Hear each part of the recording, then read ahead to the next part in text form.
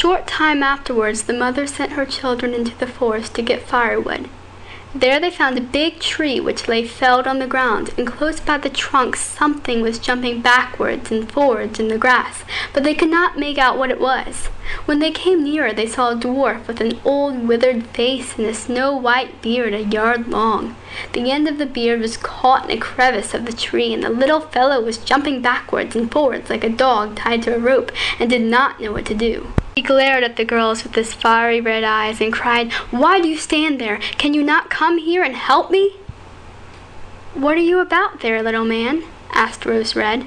"You stupid prying goose," answered the dwarf. "I was going to split the tree to get a little wood for cooking. The little bit of food that one of us wants gets burnt up directly with thick logs. We do not swallow so much as you coarse, greedy folk.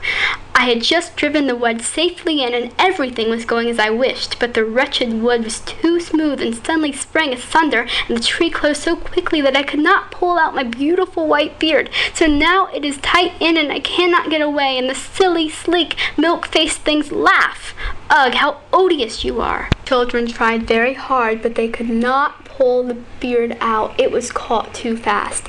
"I will run and fetch someone," said Red Rose.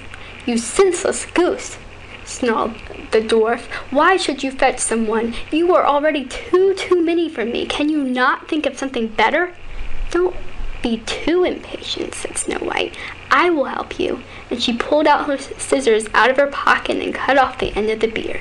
As soon as the dwarf felt himself free, he laid a hold of a bag which lay amongst the roots of the tree, and which was full of gold, and lifted it up, grumbling to himself, "Uncouth people, to cut off a piece of my fine beard! Bad luck to you!" And then he swung the bag upon his back and went off without even once looking at the children.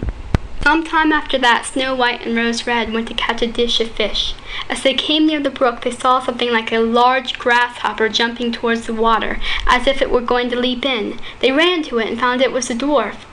"Where are you going?" said Rose Red. "You surely don't want to go into the water." "I am not such a fool," cried the dwarf. "Don't you see that the accursed fish wants to pull me in?"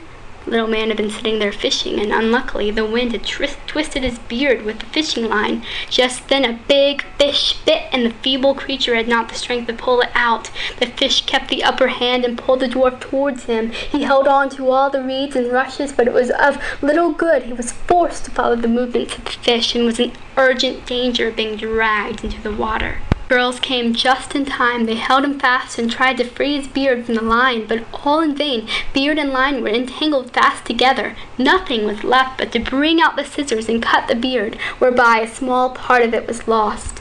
When the dwarf saw that, he screamed out, "Is that civil, you toadstool, to disfigure one's face? Was it not enough to clip off the end of my beard? Now you have cut off the best part of it. I cannot let myself be seen by my people. I wish you had been made to run the soles off your shoes."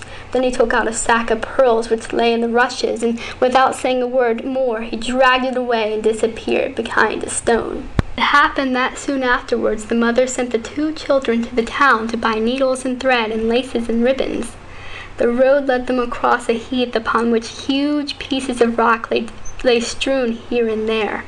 Now they noticed a large bird hovering in the air, flying slowly round and round above them. It sank lower and lower, and at last settled near a rock not far off. Directly afterwards they heard a loud, piteous cry. They ran up and saw with horror that the eagle had seized their old acquaintance the dwarf, and was going to carry him off. Children, full of pity, at once took tight hold of the little man and pulled against the eagle so long that at last he let his booty go. As soon as the dwarf had recovered from his first fright, he cried with a shrill voice, "Could you not have done it more carefully? You dragged at my brown coat so that it is all torn and full of holes, you helpless, clumsy creatures." Then he took up a sack full of precious stones and slipped away again under the rock into his hole. The girls, who by this time were used to his thanklessness, went on their way and did their business in town. As they crossed the heath again on their way home, they surprised the dwarf, who had emptied out his bag of precious stones in a clean spot, and had not thought that anyone would come there so late. The evening sun shone upon the brilliant stones. They glittered and sparkled with all colors so beautifully that the children stood still and looked at them. "Why do you stand gaping there?" cried the dwarf, and his ashen gray face became copper red with rage. He was going on with his bad words when a loud growling was heard, and a black bear came trotting towards them out of the forest. The dwarf sprang up in a fright, but he could not get to his cave, for the bear was already close.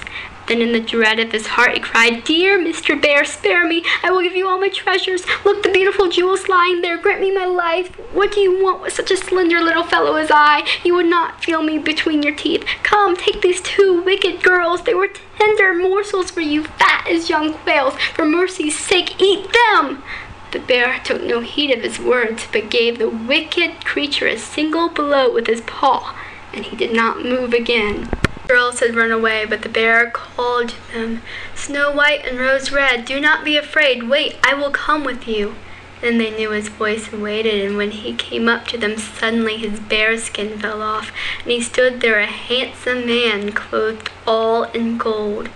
"I am a king's son," he said, "and I was bewitched by that wicked dwarf who had stolen my treasures. I have had to run about the forest as a savage bear until I was freed by his death. Now he has got his well-deserved punishment." Snow White was married to him, and Rose Red to his brother, and they divided between them the great treasure which the dwarf had gathered together in his cave. The old mother lived peacefully and happily with her children for many years. She took the 2 rose trees with her, and they stood before her window, and every year bore the most beautiful roses, white and red. The end. Today was a fairy tale, you were the prince. I used to be a damsel in distress. You took me by the hand and you picked me up at 6. Today was a fairy tale.